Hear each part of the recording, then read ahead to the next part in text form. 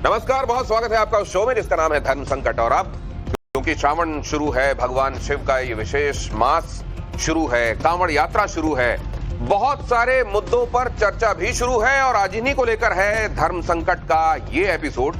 इसमें कहां संकट है, धर्म उस बारे में क्या व्यवस्था देता है और क्या वहां से सोल्यूशन निकलता है। कालीचरण महाराज मेरे साथ आज इस चर्चा में। इनके साथ पहले भी आपने धर्म संकट का एक एपिसोड देखा है, लेकिन आज कॉन्टेक्स्ट दूसरा है।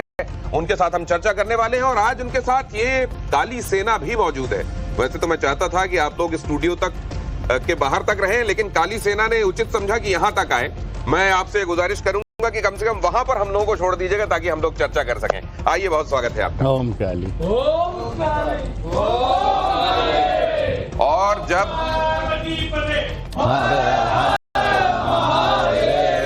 तो जब हमारे देश में पुलिस की व्यवस्था है और संविधान के हम पास के हिसाब से हमारे पास एक फोर्स है समाज में शांति व्यवस्था कायम रखने के लिए, तब इसकी आवश्यकता क्यों पड़ी, उनसे जानेंगे। और हमारे साथ यशवीर महाराज पहले से ही यहाँ इंतजार कर रहे थे कि ये कार्यक्रम शुरू हो। बहुत धन्यवाद, आपने भी वक्त निकाला और आप इसके लिए यहाँ पधारे। आपका भी बहुत बहुत धन्यवाद। यशवीर महाराज इन दोनों बहुत चर्चा में है, आप जानते हैं क्यों।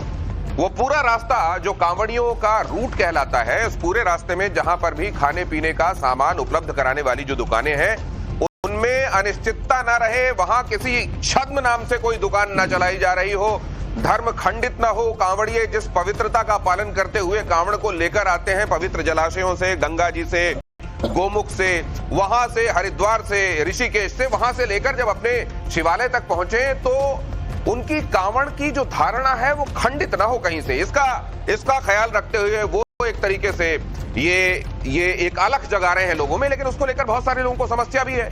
बहुत सारे लोगों ने कहा कि उनका ये तरीका निहायत गलत है, वो तो इस बात के अधिकारी ही नहीं है, वो अनाधिकार चेष्टा कर रहे हैं, वो जो जिस बात के अधिकारी नहीं है वो क्यों कर रहे हैं, इसके लिए जो अथॉरिटीज हैं वो काम करेंगी। लेकिन उनकी अपनी दलील है, मामला कोर्ट में भी है। कोर्ट भी इस बारे में पहले व्यवस्था दे चुकी है कि केवल ये किस तरह का खाना है, ये वेजिटेरियन है, नॉन वेजिटेरियन है, इसमें क्या क्या पड़ा हुआ है, ये बताने के लिए दुकानदार बाध्य हैं। अपनी पहचान उनको उजागर करना जरूरी नहीं है, इसकी बाध्यता नहीं है।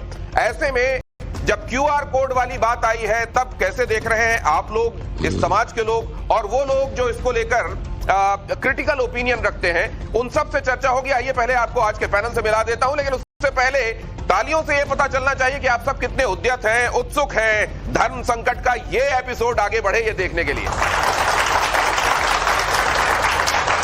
धन्यवाद आपका।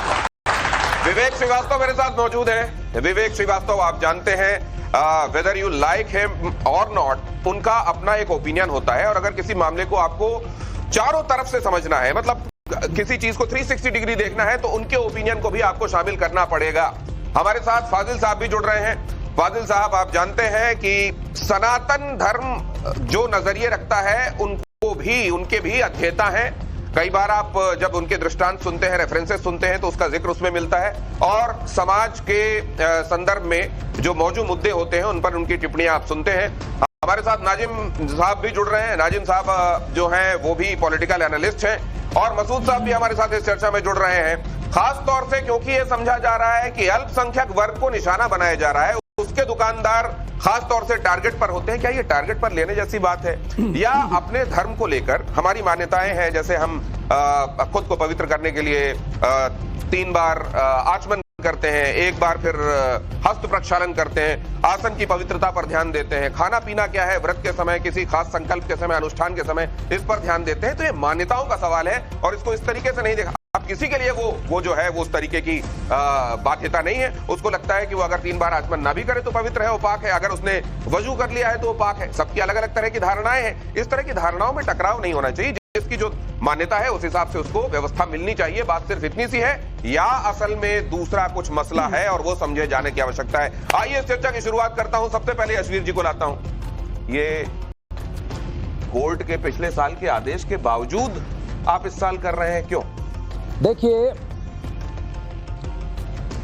हम लोगों ने विचार किया और ये चर्चा हुई मीडिया के माध्यम से भी, वैसे भी जानकारी हुई भाई, कुछ बहुत बड़ी संख्या में, सब नहीं कह सकते हम सबको दोषी नहीं देंगे, लेकिन बहुत बड़ी संख्या में ऐसे थूक मूत्र जिहादी गैंग कहना चाहिए उनको, वे लोग एक ही रास्ते पर लगे हुए हैं, सनातन धर्म के लोगों का धर्म भ्रष्ट कैसे हो।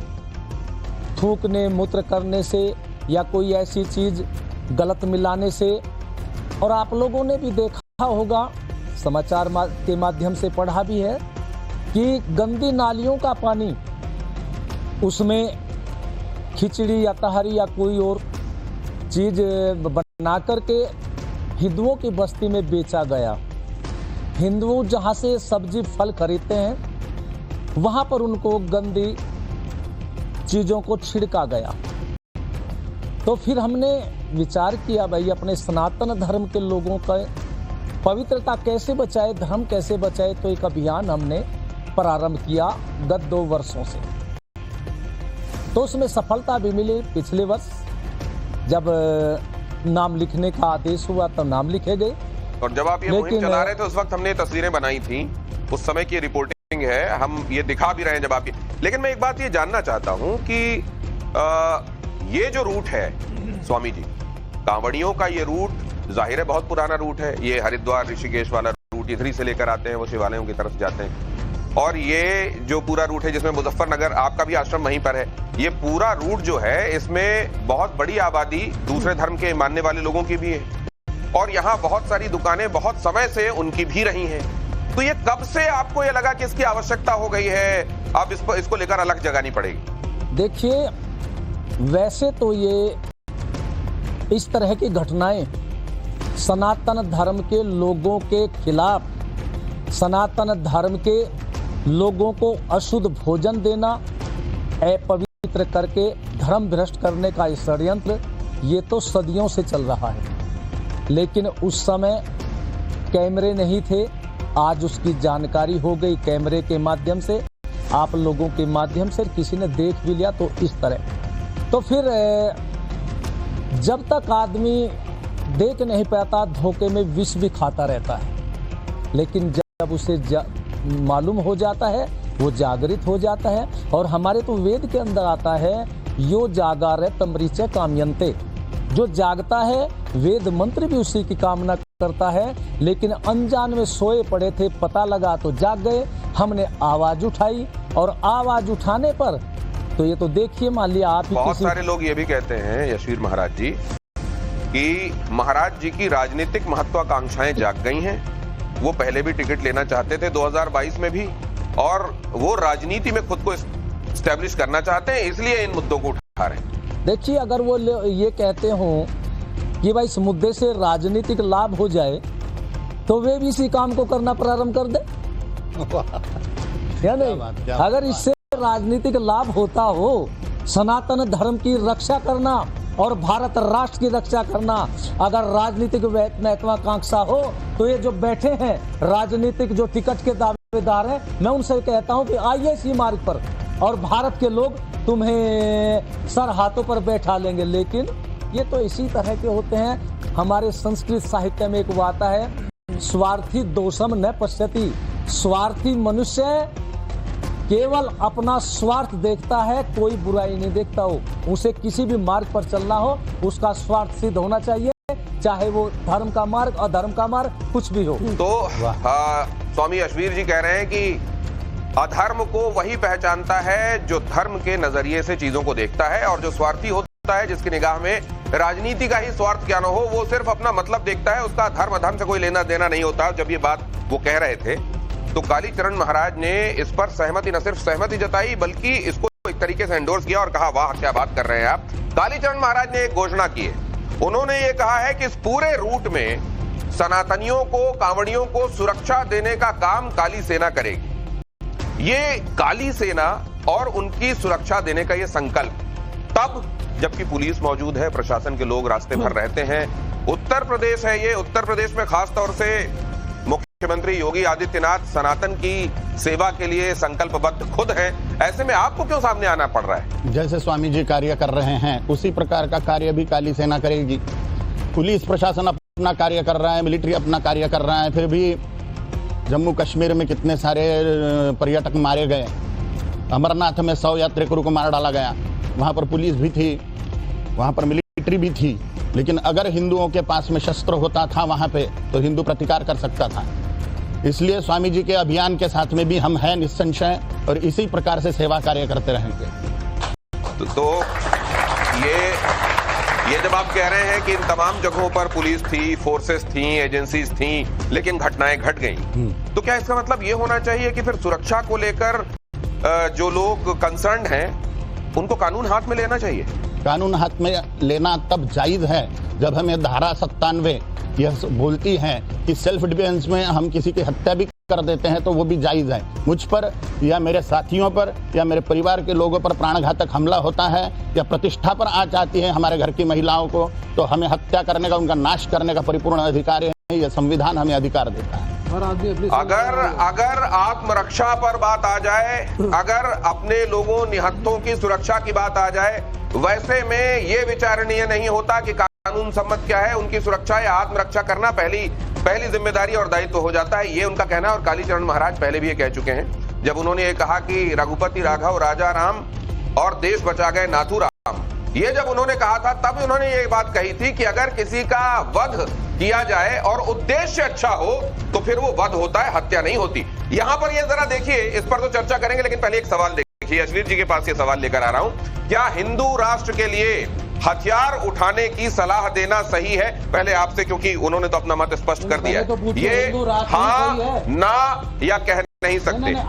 मैं जरा आपके पास आता हूँ, आपके पास आ रहा हूँ। नहीं विवेक श्रीवास्तव, आप हमेशा मेरे को ये मत बताया कीजिए मेरा काम क्या है। आपके पास तो मैं सवाल पूछूंगा ना, सवाल पूछेगा ना, वहाँ पर। लेकिन आप पहले से क्यों जंप कर रहे हैं? आपने हिंदू राष्ट्र लिखा है ना, क्यों लगने लगी? हिंदू राष्ट्र है नहीं, ये तो सेकुलर कंट्री है। हिंदू राष्ट्र कहते ही मिर्ची क्यों लगने लगी? आप एंडोर्स करते हैं हिंदू राष्ट्र कहते ही मिर्ची क्यों लगने लगी? हिंदू राष्ट्र नहीं है। आप हिंदू राष्ट्र कहते ही मिर्ची क्यों लगने लगती है? हिंदू राष्ट्र ना बनेगा। हिंदुओं से आपको नफरत क्यों है?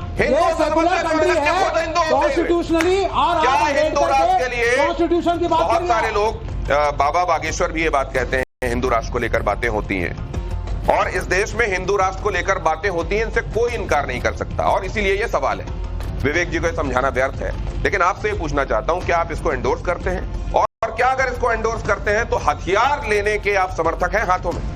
देखिए,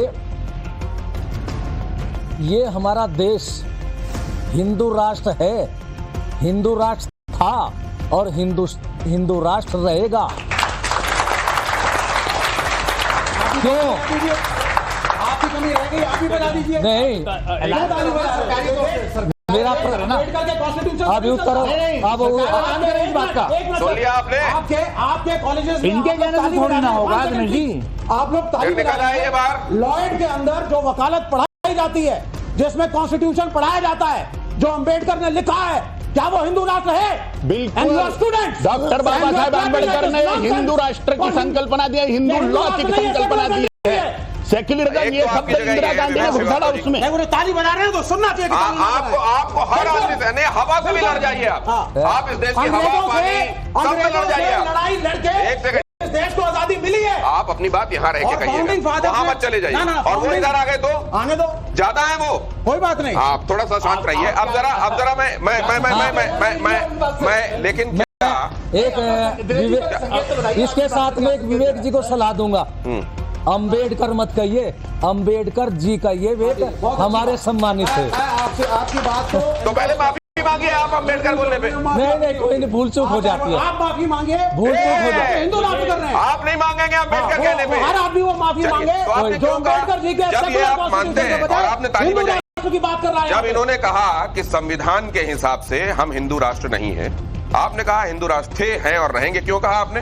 देखिए, हिंदू राष्ट्र क्यों है, जोड़ के तब ले लेते हैं। हम पहले मैं बोल दूं। देखिए, हमारी बात जोड़ ली, उसके बाद जवाब दीजिएगा। अच्छा चलो आप। अभी हम बाकी तो कोई बात बोलना चाहते थे, लेकिन अब हम आते हैं हिंदू राष्ट्र पर। मुगलों से पहले ये देश तो हिंदू ही राष्ट्र था, जहाँ दलितों के कान में शीशा पिघला के डाला जाता था, उनकी जबान काट ली जाती थी, शिक्षा का अधिकार नहीं था, उनको पढ़ाई का अधिकार नहीं था, प्रॉपर्टी रखने का अधिकार नहीं था, सम्मान नहीं था, घर नहीं था, उसके बाद मुसलमान आए और सब कुछ ठीक हो गया। अभी तब से ठीक चली रहा, तब से तो ठीक चली रहा। अरे उसके बाद धीरे धीरे तो ठीक हुआ ना। उनको पूरी बात तो कहने दीजिए। अरे इन्होंने कहा कि आपने हिंदू राष्ट्र वाला सवाल पूरा देश जानता है दलितों के हिंदू कान राष्ट्र में को लेकर वक्त वक्त पर क्या भावनाएं स्पष्ट की गई। सर, अब- वो सवाल उसको लेकर जब कहा गया तो उन्होंने कहा संविधान। अब ये कह रहे हैं हिंदू राष्ट्र मैं वही है। कह रहा हूं। एक सेकंड फाजिल भाई, मैं आपके पास आता हूं, बात कहिएगा। पहले मैं आपसे ये जान लूं, संविधान अगर ये कहता है, आपने कहा अंबेडकर जी, तो फिर ये संविधान अंबेडकर जी का ही लिखा हुआ संविधान तो ये कहता है कि हिंदू राष्ट्र नहीं है। देखिए, अंबेडकर जी ने इसको सेकुलर नहीं लिखा था, ये तो कांग्रेस के शासन में लिखा गया। और सेकुलर शब्द अंबेडकर जी ने लिखने के लिए मना कर दिया था। आर्टिकल 19 और दूसरी बात ये भी है, संविधान के आर्टिकल 19 क्या कहता है? एक मिनट सुनो, दूसरी बात 1950 में ही तय हो गया था कि सेकुलर है। बात धर्म तो- पंथ निरपेक्ष, धर्म निरपेक्ष। पहले बात सर सुनो। पहले पन्ने पे लिखा सर है। बीच में घुस जाने को ही ये सही मानते हैं। वो कह रहे थे सब कुछ गलत चल रहा था, बीच में अचानक कोई घुसा और देश में सब ये फिर भी बीच में घुस। आ रहा हूं, आप अपनी बात कहिए। एक सेकंड, कालीचरण महाराज, उनके प्रश्न का उत्तर दे दूं मैं एक बार। आपने कहा ये डाला गया बाद में, ये था नहीं, आप क्या कह रहे हैं? नहीं, मैं ये भी कह रहा हूं। सर्वधर्म समभाव, धर्मनिरपेक्षता, ये शब्द इंदिरा गांधी के घुसाड़े हुए हैं संविधान में। डॉक्टर बाबा साहब आम्बेडकर जी ने ये लिखा हुआ नहीं है। ये वकील इसके सबूत है, यहाँ पे जो वकील लोग हैं, इसलिए ये इंदिरा गांधी का किया हुआ है। ये डॉक्टर बाबा साहब आम्बेडकर जी ने सेक्युलर शब्द, सर्वधर्म भाव शब्द ये नहीं डाला है। देखो, लेकिन एक बात बताइए, आज जो आपका संविधान है सर, आज जो आपका संविधान है उसमें तो ये है ना इंसल्टेड। संविधान क्या होता है? संविधान माने बहुमत की पुस्तक। राजा लोग बैठ के 4145 राजा लोग बैठ के उसका निर्णय करते, कायदे कानून बना देते, और चाहे जितनी बार उसका संशोधन कर दिया इंदिरा गांधी ने बहुमत की सरकार में। आप नहीं मानते हो? अब अगर हिंदू हित की सरकार है तो हम चाहते हैं हिंदू हित के कायदे बने और हिंदुओं के फेवर में संविधान रचा जाए। नहीं तो हमारे जो अधिकारों का महाराज जी, मान लीजिए आप ये कह रहे हैं कि देश की ज्यादातर लोगों की भावनाओं को स्पष्ट करने वाला जो डॉक्यूमेंट है वो संविधान अगर है, तो मुझे ये बताइए कि अगर कोई भावना उसके मुताबिक नहीं है तो पहले वो उस जगह पर संशोधित होगा किताब में और फिर समाज में लागू होगा, या पहले समाज उसको लेकर मुखर होने लगेगा फिर वो किताब सुधरेगी? पहले क्या समाज मुखर होगा, राजाओं के कान में जाए कब? विधायकों को, सांसदों को समझ में कैसा है समाज क्या चाह रहा है? कहां से हम राजाओं के कान में बात पहुंचाएं? तो अब अगर क्योंकि हम ये जो विषय है आज का संविधान को लेकर हम फिर किसी दिन चर्चा करेंगे और उस दिन विवेक जी को फिर से बुलाएंगे, लेकिन आज अगर हम इस बात पर चर्चा कर रहे हैं कि वो जो कांवड़ वाला रूट है, क्या इतने दिनों से यहाँ जो व्यवस्था थी साल दर साल वो वाकई गलत थी, अब अचानक उसको पहचान लिया गया है तो उस गलत को सही किया जा रहा है? अगर ऐसा है तो कोर्ट ने बीच में एंटरिम अपने ऑर्डर में ये क्यों कहा था कि यहाँ पर केवल ये बताइए कि आप खिला क्या रहे हैं, कौन खिला रहा है ये बताना आवश्यक नहीं है? फिर कंज्यूमर प्रोटेक्शन एक्ट यहाँ ये क्यों कहता है 2019 वाला कि बताना पड़ेगा कि आप जो बना रहे हैं, खिला रहे हैं, क्या खिला रहे हैं और साथ में कौन है जो ये कर रहा है? FSSAI वाला लाइसेंस भी देखने की आजादी मिलती है। अब यहां से इस चर्चा को खोलते हैं। अब आपको बाकायदा लाता हूं इस चर्चा में। अब आप आमंत्रित हैं, अब आप घुसपैठिए नहीं हैं, जो कि आप पहले थे। अब अपनी बात कहिए। देखिए, कॉन्स्टिट्यूशन के खिलाफ हिंदू राष्ट्र बोलेंगे, घुसपैठिया बनने में मुझे गर्व होगा।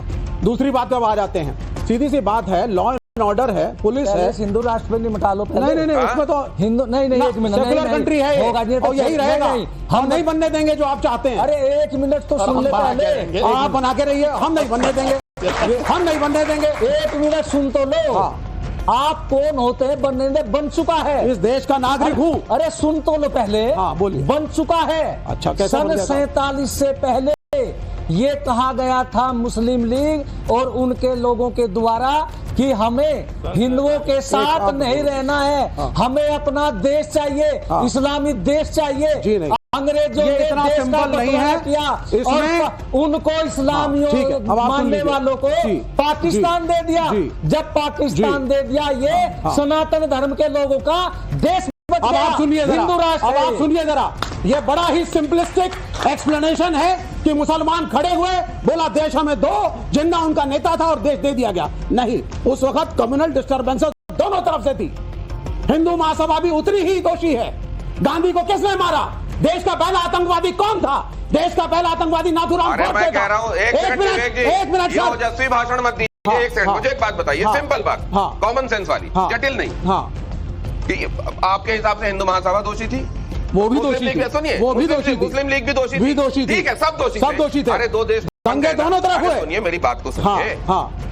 दो कौमें एक साथ नहीं रह सकती, ठीक है?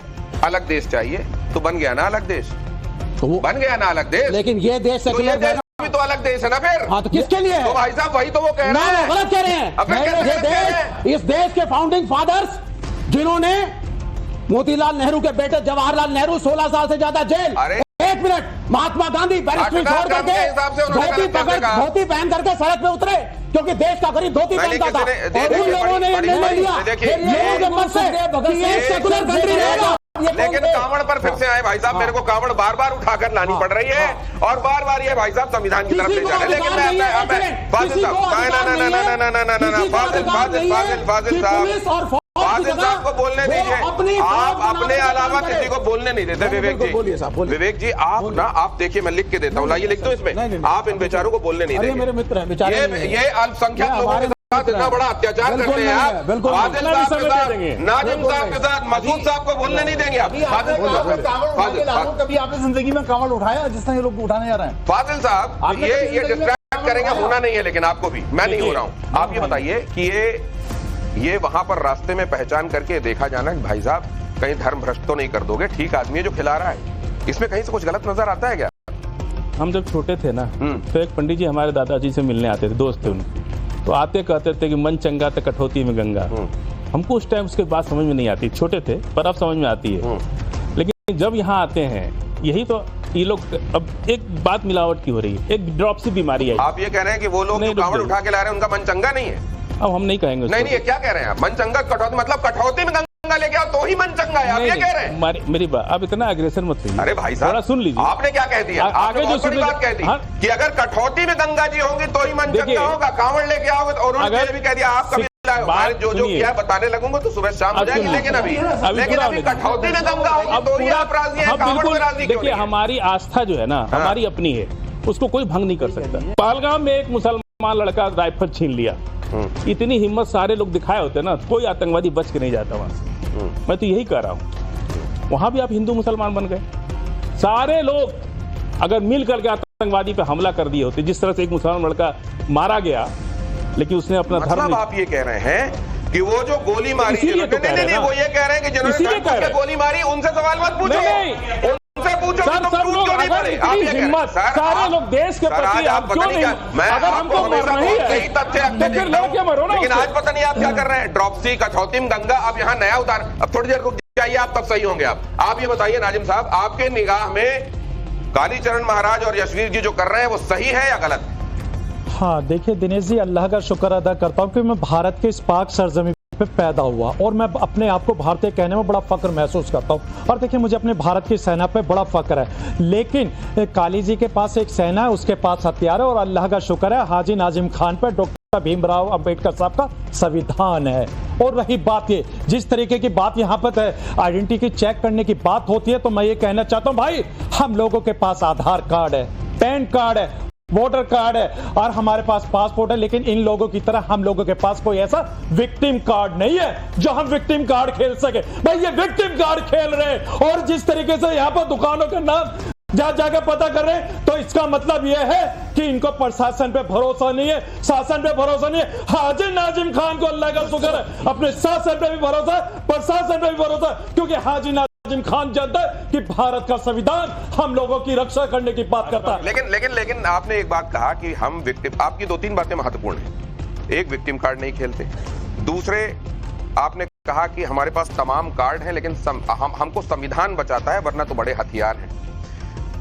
मैं ये जानना चाहता हूं कि हथियारों को लेकर ये जो बात कही जाती है, क्या किसी एक धर्म को लेकर आप ये बात कह सकते हैं? दूसरी तरफ आपने देखा क्या होता है, कई बार मस्जिदों से हथियार निकलने पर आप क्या कहेंगे, उसको भी आप सही ठहराएंगे क्या?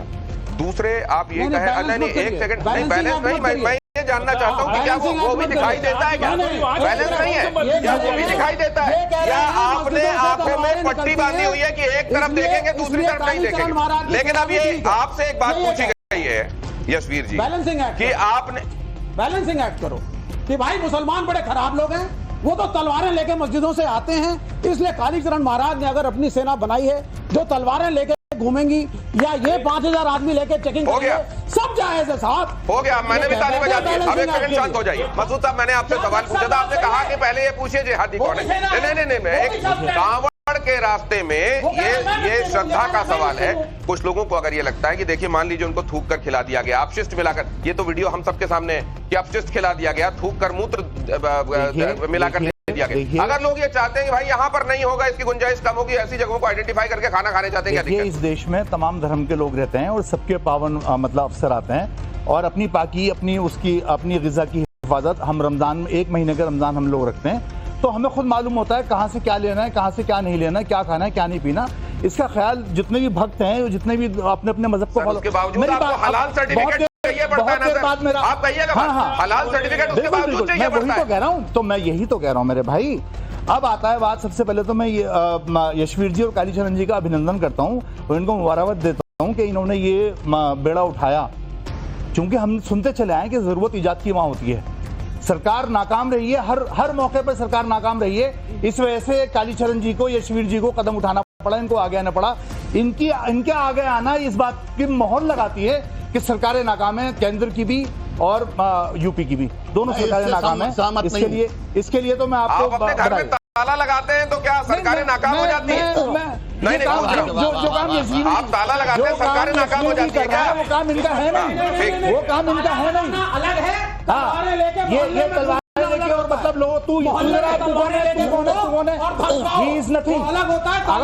और मैं बताऊं, इस पर रोक लग सकती है अगर सरकार मौजूद होती और सरकार वाकई निष्पक्ष होती कि हाँ जो काम हमें दिया गया हम उसको करेंगे, जब हलफ लेते हैं ना कि मैं जिस उस पर बैठा हूं उसको ईमानदारी से करूंगा, तो आज यशवीर जी यहाँ नहीं होते, जेल में होते, अगर सरकार अपना काम कर रही होती। लेकिन अफसोस की बात यह है कि सरकार ना सेंटर की काम कर रही है, आपकी निगाह में सरकार काम कर रही है, मैं इनकी निगाह में सरकार काम कर रही है, तो सरकार किसके लिए काम कर रही है? कर ही नहीं रही, यही तो आपदा है। अच्छा, कर ही नहीं रही, और उसके बावजूद तो सरकारें चुनी जाती हैं, वापस आती हैं। नाम बदल के धंधा करने वाली बात है, नाम बदल के धंधा करने वाली बात है। तो सब लोग जानते हैं कि भारत गौ माता, आई एम सॉरी टू से बीइंग अ मुस्लिम, मुझे कहना पड़ रहा है कि बीफ का सबसे बड़ा एक्सपोर्टर इंडिया है और सबसे ज्यादा एक्सपोर्ट करने वाले नाम बदल के अलहम, अल आना, फेयर एक्सपोर्ट, मिर्हा, अल अम्मार, अल अरबियन फूड, ये सारे हिंदू हैं, अपने आपको उसके साथ के वो वाले नाम पढ़ दीजिए। ये क्या कर रहे हैं, नाम बदल के अगर वो बीफ बेच रहे हैं, नाम बदल के मुसलमानों को बीफ खिला रहे हैं, इसका कौन जिम्मेदार हो? अरे उर्दू में लिखा नहीं तो पढ़ देता, इसके साथ के हिंदू नाम पढ़ दीजिए ना, आप नाम बताया। सतीश सबरवाल, सुनील कपूर, मदाना बोर्ड, ये सारे हिंदू लोग हैं जो इसके मालिक है। ब्राह्मण नहीं, ये नाम आपने अचानक ले दिए, इस बात का अगर आपको इतनी परवाह है तो आप गौ माता को बचाने के लिए आपने कभी अल कबीर के ऊपर सुनिए मसूद भाई, क्योंकि आप हिपोक्रेट उनके पास सवाल लेके जा रहा हूँ, लेकिन एक बात मसूद भाई, एक बात तो बताइए, एक सेकंड, आपने एक बात कही, आपने माफी के साथ बात की शुरुआत की। मैं ये जानना चाहता हूँ, आपको तकलीफ होती है ना अगर गौ माता के साथ ऐसा होता है? तो बिल्कुल तकलीफ होती है ना, कानून है तो फिर क्यों होता है? एक बार बोलिए गौ माता की। मैं क्यों बोलूंगा, क्यों बोलूंगा मैं?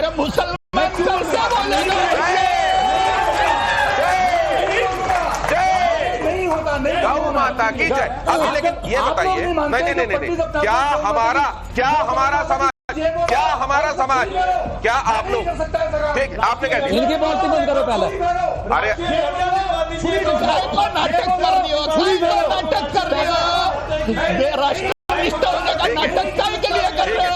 एक फोन लगा रहा हूँ, एक सेकंड। ये अश्विनी उपाध्याय हैं, एडवोकेट हैं, आप लोग जानते होंगे शायद इनको। अश्विनी जी, मैं इस समय धर्म संकट कर रहा हूँ और मसला एक विषय पर फंसा हुआ है कि एक ग्राहक के तौर पर मैं अगर किसी होटल में जाता हूं तो क्या आवश्यकता पड़ने पर अगर मुझे लगता है तो क्या मैं दुकानदार की पहचान पूछ सकता हूं, जान सकता हूं दुकान किसके नाम पर है, कौन इस दुकान को चला रहा है, उसका लाइसेंस देख सकता हूं क्या?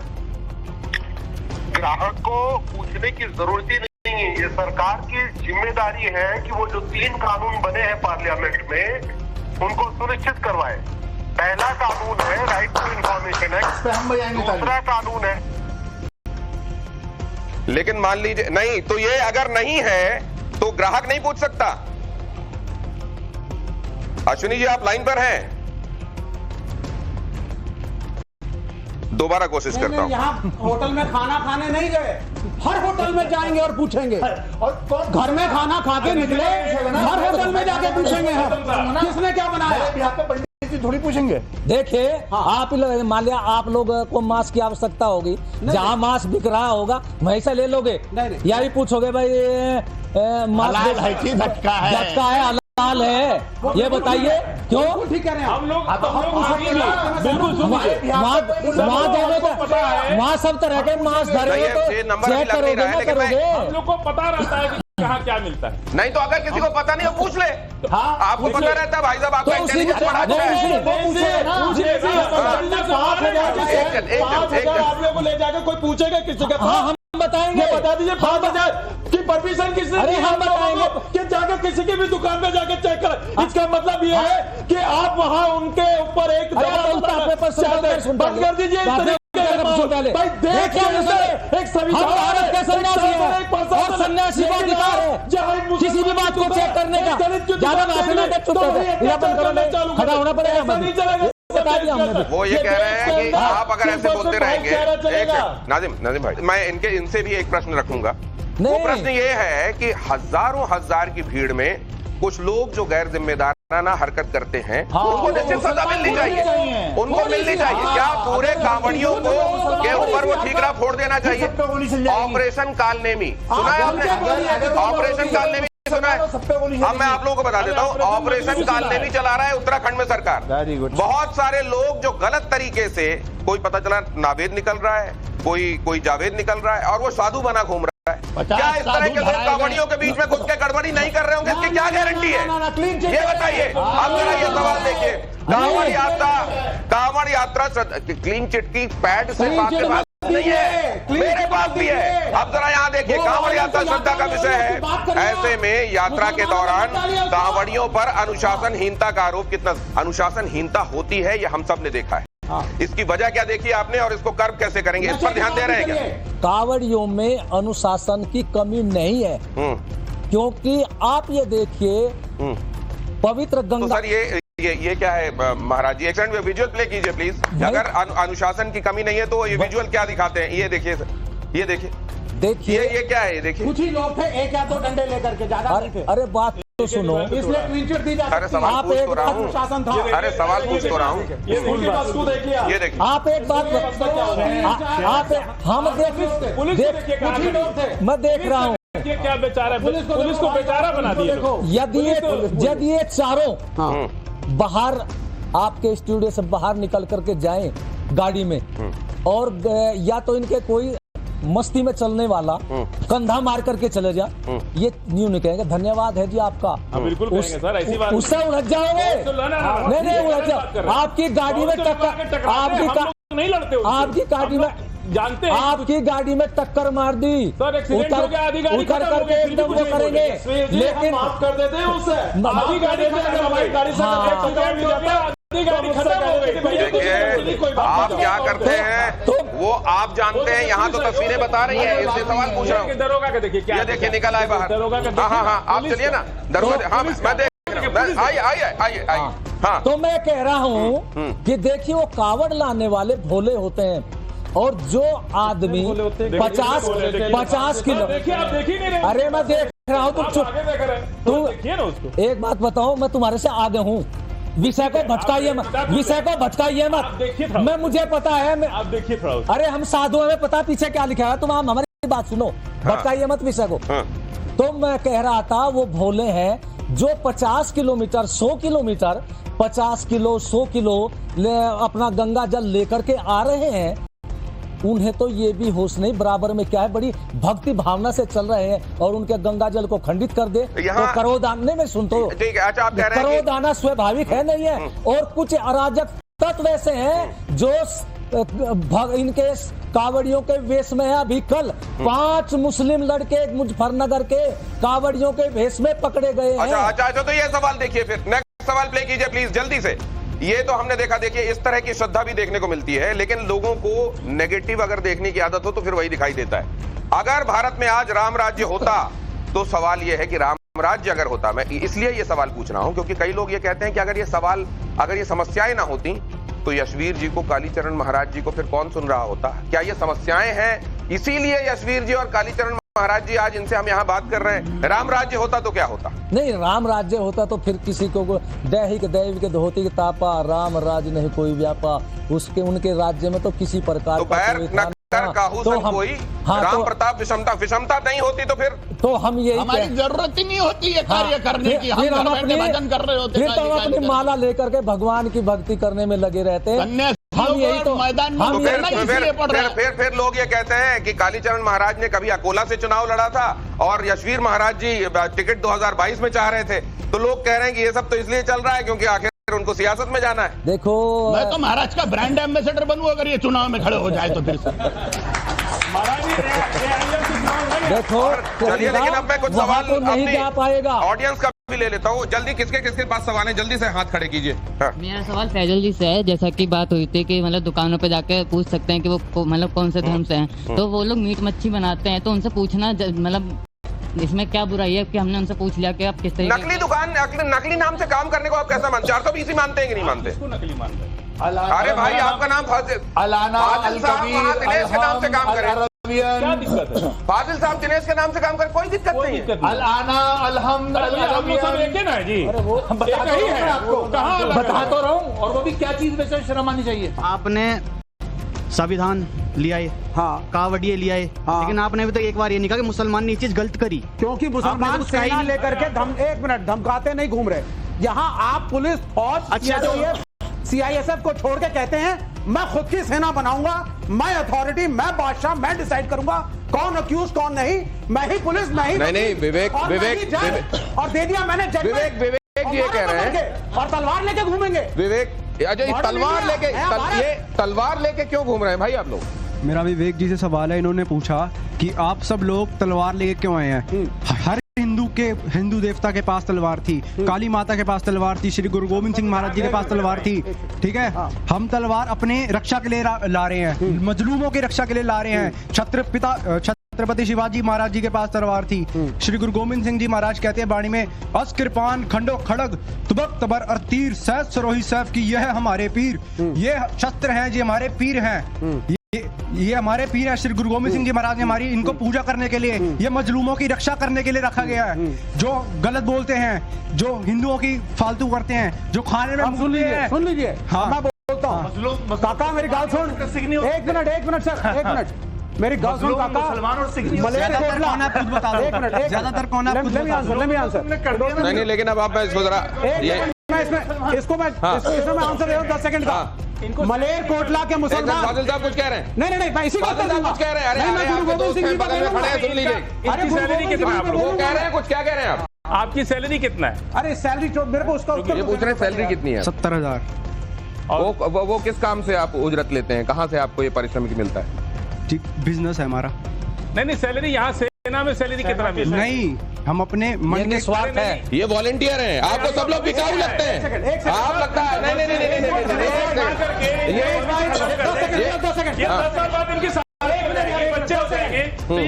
आई want to answer in 10 second. 10 second की बात। मलेर कोटला का नाम सुना है? मलेर कोटला के वो मुसलमान जो गुरु गोविंद सिंह जी के साथ खड़े हुए, मरे उस वक्त और लड़े औरंगजेब से, और 1947 में जब दंगे हुए तो सिखों ने मलेर कोटला के हर मुसलमान की रक्षा की। अब्दुल कलाम साहब इस देश के राष्ट्रपति रहे हैं। वीर अब्दुल हमीद इनको समझ में नहीं आते।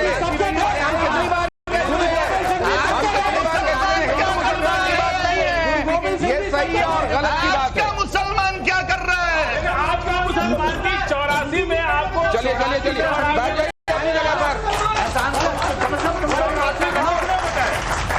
ये आखिरी चरण में चर्चा है, इसको कंक्लूड करता हूं मैं।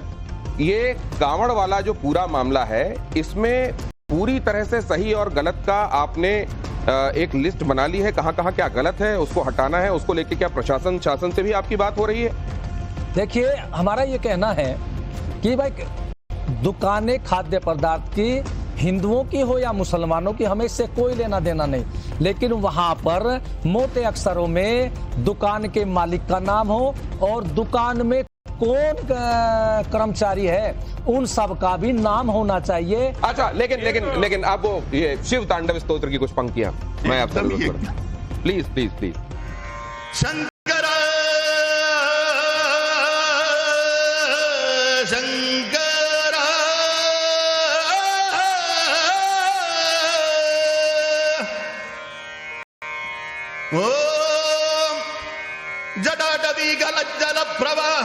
वक्षस्थले कलेवलम्ब्यलम्बितं भुजङ्गतुङ्गमालिका